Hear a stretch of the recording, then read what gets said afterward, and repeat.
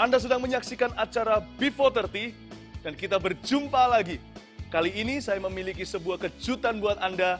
Kita akan bicara soal tema terbesar sepanjang sejarah manusia, yaitu cinta. Kata orang, jikalau kita menikah dengan orang yang benar, kita akan seperti mengalami surga di dalam hidup ini. Tetapi kalau menikah dengan orang yang salah, kita seolah-olah mengalami neraka di dalam dunia ini. 100 untuk mereka, mereka benar. Mari kita benar-benar dengarkan apa yang Tuhan harus katakan tentang ini. Sebab jodoh itu dari Tuhan. Makanya, anak-anak muda, janganlah kelewatan yang satu ini. Sebab ini untuk Anda. Ya, ini untuk Anda.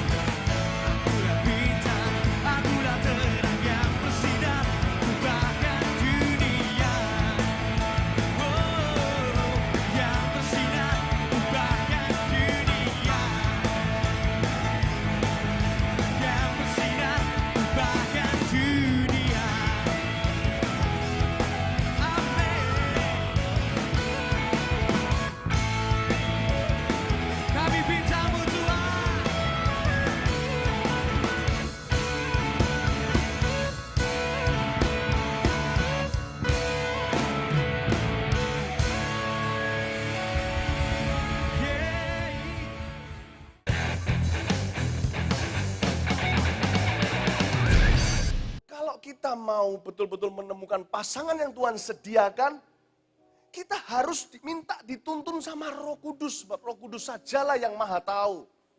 Dia yang menuntun kita kepada segala kebenaran, itu berarti juga dia menuntun kita kepada pasangan yang benar. Holy Spirit, Roh Kudus itu tetap adalah roh yang ajaib di dalam menemukan pasangan hidup. Tapi gini, sekarang pertanyaan teologinya di sini. Loh kok berarti kan kita ini cuma punya satu jodoh saja di seluruh dunia ini yang sudah ditentukan sama Tuhan, betul atau enggak? Siapa yang pernah punya pertanyaan seperti itu? Loh, apakah aku ini cuma sudah ditentukan, jodohnya cuma satu di seluruh dunia itu? Aduh Tuhan, kasihan kalau dia sampai ketabrak bemo, nanti aku harus single seumur hidup.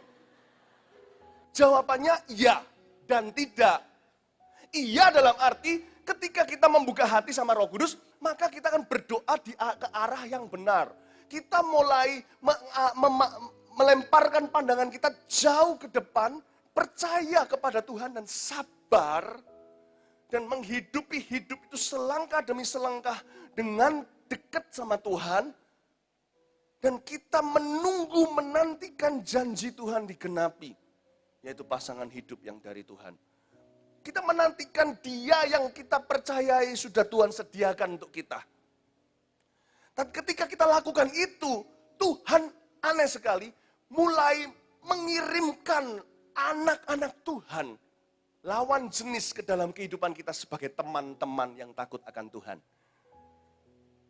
Aneh ya, orang kalau cari jodohnya itu dalam Tuhan, maka dia akan menemukan, nggak langsung jodoh, dia akan menemukan teman-teman yang dari Tuhan.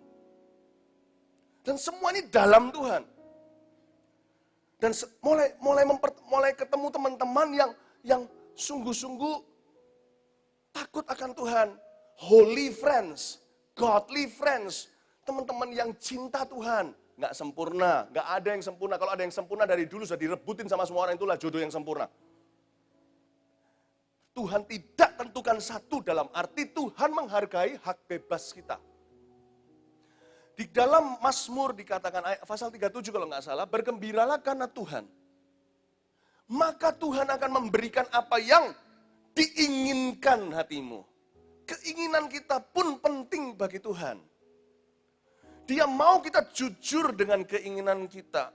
Dia mau kita untuk memakai hak bebas kita, hak pilih kita, yang diinspirasi dengan Roh Kudus setiap hari, yang diinspirasi dengan firman Tuhan setiap saat, untuk menemukan dan jujur dengan hati kita, menemukan yang cocok untuk hidup kita.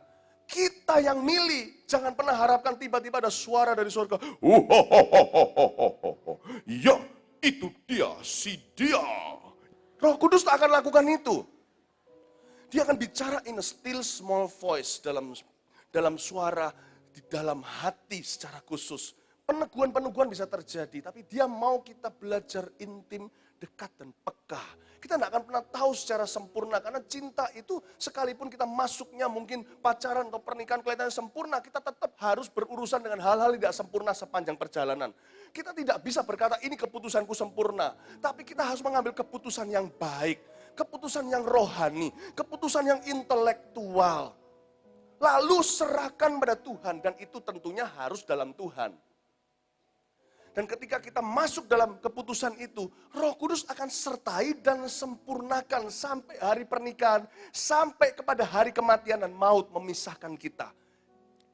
Karena itu, saudara-saudara, penting sekali untuk kita itu memulai dengan benar. Kalau kita memulai dengan benar, itu akan sangat menentukan berkat-berkat yang akan kita alami dalam pernikahan seumur hidup. Saya mau kalian lihat 7 tipe hubungan yang tidak seimbang dari awal. Kita lihat ayat berikutnya dulu, ayat 14. Ayat 14, janganlah kamu merupakan pasangan yang tidak seimbang dengan orang-orang yang tidak percaya. Ini semua orang sudah tahu ya, coba lihat saya sebentar. Semua orang sudah tahu, jangan pernah paksa Tuhan untuk memberkati apa yang Tuhan tidak mau. Sudah jelas Tuhan tidak mau kita berpasangan dengan orang yang bukan orang percaya. Sudah jelas. Jadi jangan pernah paksa Tuhan, sebab Tuhan itu raja. Ya, taatlah kepada Tuhan. Orang yang pandai itu taat sama Tuhan. Sebab persamaan apakah terdapat antara kebenaran dan kedurhakaan? Atau bagaimanakah terang dapat bersatu dengan gelap? Jangan paksakan Tuhan mempersatukan apa yang Tuhan tidak mau. Karena kita sering mengatakan tentang perceraian, apa yang dipersatukan oleh Allah, jangan diceraikan manusia. Nah, masalahnya bukan di perceraiannya, kenapa banyak orang berakhir cerai di dalam pernikahannya. Dan banyak orang menderita karena putusan itu. Anak-anaknya pun menderita, anak cucunya menderita. Mau tahu kenapa? Masalahnya bukan di perceraiannya, masalahnya di persatuannya masalah. Nah, ternyata ketidakseimbangan juga bisa terjadi di sesama orang percaya. Kunci kebahagiaan adalah hubungan itu harus seimbang dari awal. Sebisa mungkin seimbang, usahakanlah seimbang dari awal.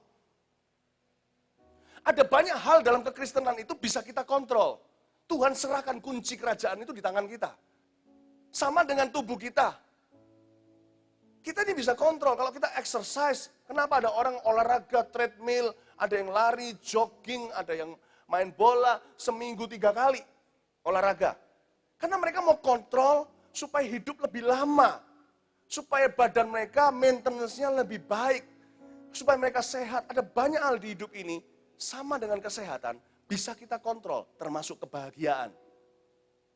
Saya tidak mau kita menjadi manja rohani, lalu kita jadi iman kita buta. Anak-anak muda itu kuat. Anak-anak muda itu kelebihannya apa? Bisa ambil keputusan. Dan keputusan mereka itu, kalau mereka ambil dengan benar, itu akan diberkati Tuhan, karena masa depannya masih panjang. Ya, karena itu kalian harus mulai percaya diri. Ya, kebahagiaanku aku bisa kontrol. Bahagia enggak, itu aku tentukan sendiri bersama dengan Yesusku. Karena itu sekarang saya jelaskan dulu, Ko Philip akan jelaskan 7 tipe hubungan yang enggak seimbang dari awal. Supaya kalian bisa hindari yang kayak begini-begini, ya. 7 tipe hubungan yang enggak seimbang dari awal. Yang pertama, Anda bertepuk sebelah tangan dengannya. Begini loh maksudnya.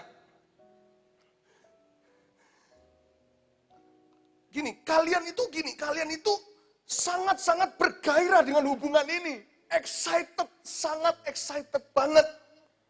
Tetapi dia kelihatannya cool-cool aja. Kita mikirin si dia siang dan malam, si dia kelihatannya tanpa kita ya baik-baik itu, ya nggak merindukan kita. Kita yang kemana-mana gandeng dia dengan paksa, berkata ini pacarku, ini pacarku, ini pacarku. Dianya, apalagi ditanya sama teman-teman ceweknya, siapa itu? Ya ini temanku. Bertepuk sebelah tangan, coba kasih high fives yang tidak kena kepada teman-temannya. Coba, ya kan? Bertepuk tangan. Coba, mari kita sekarang bertepuk sebelah tangan. 1, 2, 3. Berikan tepuk sebelah tangan untuk Tuhan. 1, 2, 3. Nggak ada suaranya kan? Is anything happening? Nothing. Terus. Ada impact-nya nggak? Cuman angin. Kalau tepuk sebelah tangan tuh terus, lama-lama capek dong. Yang kedua, Anda adalah juru selamat hidupnya. Maksudnya begini, hidup si dia nggak beres kalau tanpa Anda. Dia sangat bergantung dengan Anda. Rasanya kalau kalian putuskan dia mau bunuh diri. Lu putusin aku bunuh diri. Jangan mau diancam, jangan mau pacaran karena guilty. Karena perasaan bersalah. Ingat, motivasi yang paling buruk dalam kehidupan anak-anak Tuhan adalah perasaan bersalah. Ada beberapa orang berkata, kalau kamu sampai tinggal aku enggak mau pelayanan. Balas ngomong begini. Jangan marah-marah ya, maksudnya Ko Philip ajarin kalian jangan terus habis jadi berantem nanti. Kalau kamu ikut Tuhan Yesus karena aku, kamu tidak bisa tinggal Tuhan Yesus, kamu tidak pernah ikut dia. Bagaimana kamu bisa meninggalkan seseorang yang kamu tidak pernah ikuti? Kalian harus honest, jujur dengan keadaan sebuah hubungan. Jangan terus kita berharap dia akan berubah. Jangan pernah kita menipu diri kita sendiri. Tidak apa-apa, mungkin tahun depan mungkin dia akan berubah. Mungkin bulan depan dia akan berhenti dugem dengan teman-temannya itu. Mungkin tahun depan mungkin kalau sudah kawin sama aku kali mungkin dia akan berhenti dugem. Kalau dia tidak bisa berubah tanpa dirimu, dia nggak bisa berubah dengan dirimu. Jangan jadi juru selamat hidupnya. Please, itu trap yang nggak akan pernah keluar. Yang ketiga, Anda mencari kesembuhan batin darinya. Wah, ini sudah timpang dari awal. Aku nggak punya figur papa, ya nggak ada salahnya sebenarnya cari figur papa, ya kan? Nggak ada salahnya, sampai satu taraf sehat. Setiap orang yang dia sangat bahagia hubungannya dengan papa kandungnya, biasanya cari nanti akhirnya pasangan yang kok ada mirip-miripnya sama papanya. Lihat nggak? Entah itu gaya bicaranya atau gimana, nggak apa-apa. Atau anak cowok yang sayang sama mamanya, sangat dididik dengan baik mamanya. Biasanya nanti bisa cari perempuan yang ada mirip-mirip mamanya. Cara bicara atau mukanya. Ada mirip-mirip. Malah jadi kadang-kadang saya pikir, loh, mertua dan menantu kok lebih mirip daripada anak kandungnya. Saking bahagianya repeat order, ngerti maksud saya? Tetapi, orang-orang yang broken home juga selalu cari figur ayahnya di om-om. Jatuh dari satu cowok ke cowok yang lain. Dia menuntut kesembuhan batin dari setiap hubungan. Dia bukan cari seks. Tapi dia rela kasih tubuhnya karena tidak berharga. Dia cari figur ayahnya di mana-mana dengan cara menuntut.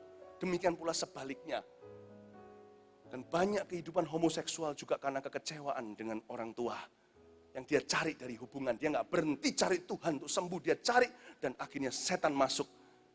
Dan dia benci dengan mamanya karena itu dia seorang pria muda mau jadian dengan pria muda yang lain. Saudara-saudara jangan mencari kesembuhan batin dari orang lain. Cari dari Yesus. Hubungan itu akan timpang kalau motivasi kita masuk dalam hubungan itu mencari figur dengan cara menuntut kesembuhan darinya. Bukan celebrate figur itu, bukan merayakan. Matius pasal 22 ayat 39 berkata, kasihilah sesamamu manusia seperti dirimu sendiri. Di dalam hubungan yang baik dan sehat, kita harus belajar bisa mengasihi, keluar dari gambar diri yang gak sempurna, gambar diri yang baik. Bahwa kita juga bisa menghargai hidup kita. Kita bisa mengasihi diri kita sendiri.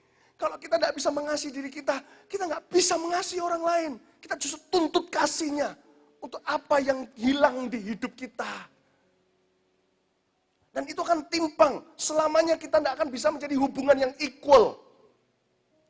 Memang suami adalah kepala istri, tetapi di dalam hubungan kita itu equal. Laki perempuan diciptakan Tuhan itu setara. Sikap hati kita itu betul-betul waktu mencari ini bukan mencari kesembuhan batin, tapi betul-betul mencari pasangan hidup yang akan bisa membangun hidup kita ke depan. Tentunya nanti di dalam perjalanan, di lewat hubungan itu Tuhan bisa pakai untuk menyembuhkan banyak luka-luka kita. Tetapi tidak major, tidak besar. Jadi kalau orang yang masih punya masalah gambar diri parah sekali, jangan masuk dalam hubungan. Semakin komplikasi. Kasih waktu. Bukan berarti single forever, mau nyanyi Batman ya. Apa namanya? Jangan masuk ke dalam hubungan, tetapi belajar untuk disembuhkan dulu. Lewat pergaulan dulu, latih dirimu bergaul dengan benar dulu. Tunggu sampai ini keinginan kita posesif dengan orang itu berkurang. Masuklah dalam hubungan itu. Dan Tuhan bisa sembuhkan orang itu, nggak perlu 10 tahun. 1 tahun aja orang itu bisa sembuh. Kalau dia mengutamakan kerajaan surga. Amin. Yang keempat, Anda hanya terpikat dengan penampilan luarnya. Wow, dia main gitarnya keren sekali. Rasanya dia bisa pahami jiwaku itu. Iya, ilah. Lalu datang satu penari. Wah, kita kan jiwa kita memang bukan tipe orang yang kalem. Dia lihat, wow, cool sekali. How cool is it if I become his girlfriend? Wow. Lalu ada seorang CCCC berkhotbah. Tuhan, aku mengasihimu. Yang cowoknya, yang gitu itu loh, yang bisa nanti buat aku rohani.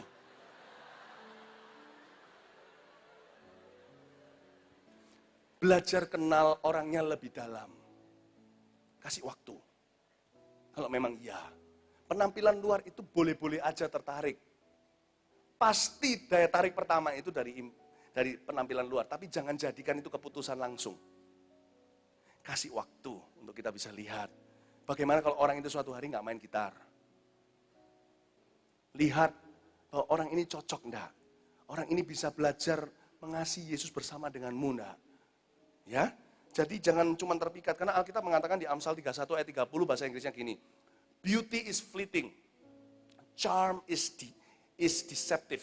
Dalam bahasa Indonesianya beauty is fleeting itu artinya kecantikan atau kegantengan atau penampilan luar, cool dan sebagainya itu sia-sia sementara. Maksudnya sementara sia-sia bukan berarti nggak perlu. Maksudnya itu nggak full picture, gambar full orang itu. Beauty is fleeting. Artinya orang itu nggak selalu beautiful dalam standar fantasimu. Orang itu real, nyata. Paling tidak kita bisa kenal pendirian orang itu. Kita kenal bagaimana, kita berikan kesempatan bukan karena kita takut daya tarik penampilan luar, tapi kita berikan kesempatan untuk hal-hal lain juga menarik kita. Charm is deceptive. Charm itu dalam bahasa Inggrisnya, dalam bahasa Indonesia, karisma itu menipu. Kasih kesempatan untuk kita juga bisa kenal kehidupannya sehari-hari. Karakternya. Kasih kesempatan. Ya, berikutnya, nomor 5. Anda sekedar mengalami cinta lokasi. Makanya cinta lokasi itu tidak ada salahnya. Tetapi tapi yang kita perlu perhatikan adalah cinta lokasi terjadi di tempat lokasi yang tidak normal, unusual, liburan, mengerjakan proyek sama-sama dan sebagainya. Karena itu sekali lagi seperti penampilan luar tadi, bisa jadi tapi jangan putuskan langsung di lokasi, jangan langsung putuskan di sana. Sebab sebuah hubungan yang sehat membutuhkan sebuah proses waktu yang cukup untuk bisa saling mengenal. Amin. Yang keenam, Anda berniat memberontak. Kalau kita pacarannya karena kita membuktikan sama pemimpin kita, atau kita mau membuktikan sama teman-teman kita, atau membuktikan sama papa mama kita, lihatlah motivasimu. Kalau kita ini pacaran adalah berniat memberontak, buktikan aku sudah dewasa kok Pak, apalagi kalau kita dikengkang oleh papa mama kita mau buktikan aku bisa, nanti ya bahaya. Nanti remnya akan blong. Kan pasangan pacaran kayak gini tidak pernah imbang dari awal. Tahu kenapa? Karena pacar Anda, sekalipun Anda bisa cinta, sebenarnya Anda lebih cinta kepada dirimu sendiri. Pacaran itu sudah tidak imbang dari awalnya, karena pacar yang Anda pilih itu adalah objek, cuman diperalat untuk buktikan sesuatu. Kalau itu adalah cara pacarannya, sulit dipersatukan. Yang terakhir, lalu kita selesai. Ayo, apa yang terakhir? Hubungannya nggak seimbang dari awal, ayo apa? Coba lihat, sangat-sangat make sense. Anda mencintai kepunyaan orang lain. Ini sudah nggak seimbang dari awal. Pasti akan berakhir mengenaskan, karena dosa tidak akan ditolerir oleh Tuhan. Karena kita patut mendapat yang terbaik, karena Tuhan cinta kita, katakan amin. Karena kita punya Bapa di sorga, kita akan diberikan yang paling baik. Kita nggak perlu dapat sisa-sisanya orang. Definisi available, kita harus jalan, kalau kita mau jalin hubungan pacaran, jadilah dengan orang yang available untuk Anda. Available adalah, gampang sekali definisinya, bebas untuk menjalin hubungan dengan Anda sekarang. Tentunya bebas bukan berarti merdeka untuk berdosa. Jangan pakai kebebasanmu untuk berdosa, pakai kemerdekaanmu untuk berbuat benar. Tetapi bebas untuk menjalin hubungan dengan Anda, berarti orang itu belum menikah. Orang itu belum tunangan orang lain. Orang itu bukan pacar orang lain. Jangan pernah berkata, pacaran, kan masih pacaran, kan juga bisa aku rebut. Kalau dia bisa engkau rebut, nanti menikah, dia juga bisa direbut orang lain. Amin. Nah, berarti belum pacar orang lain, berarti tidak tidur dengan orang lain. Jangan salah, kalau orang itu sudah pernah tidur dengan orang lain, tapi kalau hari ini dia hidup bertobat dan sungguh-sungguh dan membuktikan sekian waktu telah membuktikan tanpa dirimu dia orang benar, Tuhan tidak ingat dosa masa lalunya. Tapi kalau orang benar hidup lalu dia berdosa, Tuhan tidak ingat kebenarannya. Yang penting bukan dosa yang pernah dia lakukan, apakah dia sekarang masih dalam gaya hidup dosa enggak? Sin and a life of sin itu beda loh. Kita bisa jatuh dalam dosa, kita bangkit. A life of sin itu entertain, menghibur dosa itu. Kita menikmati dosa itu sebagai suatu gaya hidup. Nah yang itu jangan dijamah, itu milik orang lain namanya iblis. Ya. Available itu berarti kita orang itu tidak tidur dengan orang lain dan dia orangnya sendiri, single dan dapat menjadi milik Anda. Amin. Amin. Berikan tepuk tangan untuk Tuhan Yesus.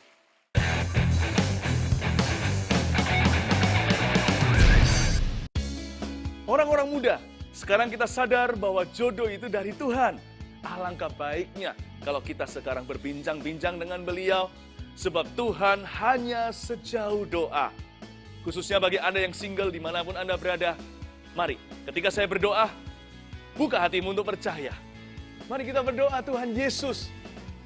Untuk setiap orang muda yang menonton dan menyaksikan acara ini, please berikan jodoh yang dari Tuhan. Pilihkan jodoh yang terbaik. Tetapi Tuhan, Engkau juga memberikan kepada kami hikmat, sehingga kami bisa membuat pilihan yang terbaik untuk kehidupan kami dengan pertolongan Tuhan.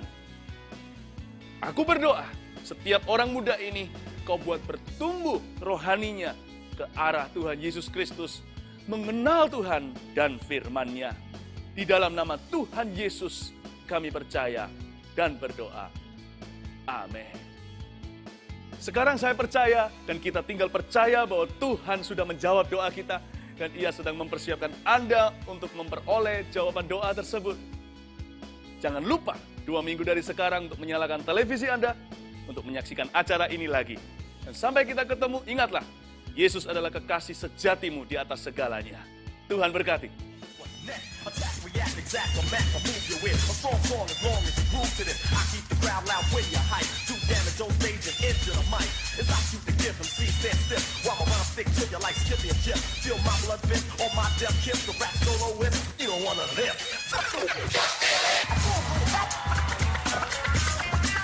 Set it off. Set it off. Set it off. Set it off. The rapper.